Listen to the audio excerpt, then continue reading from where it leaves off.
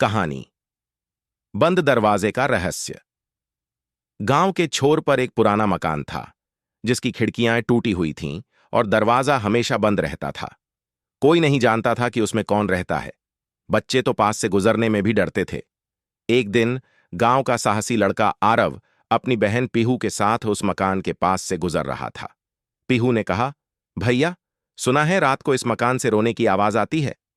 आरव ने पहले तो मजाक उड़ाया, लेकिन अगली रात वह खुद उस आवाज को सुनकर चौंक गया। सुबह होते ही उसने मकान के अंदर झांकने का फैसला किया।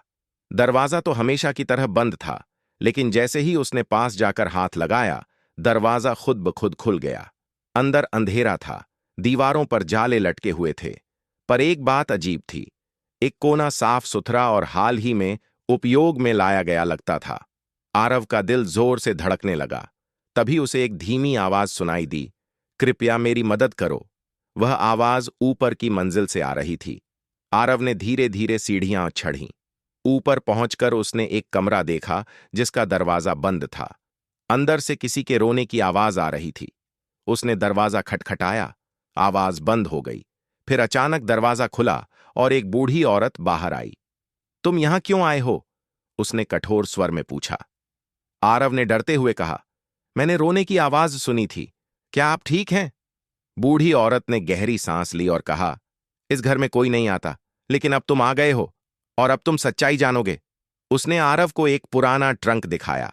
जब उसने ट्रंक खोला तो उसके अंदर एक फोटो एल्बम था जिसमें आरव की मां की तस्वीर थी, लेकिन वो तस्वीर 25 साल पुरानी थी। ये कैसे हो सकता है? आरव चौंक पड़ा। ये मेरी मां है, लेकिन वो तो इस गांव में कभी नहीं रही। बूढ़ी औरत ने कहा, क्योंकि तुम्हारी मां यही की थी और मैं तुम्हारी नानी हूं। नैतिक शिक्षा। हर रहस्य का एक सच होता है। डर से नहीं, सत्य से सामना करना चाहिए।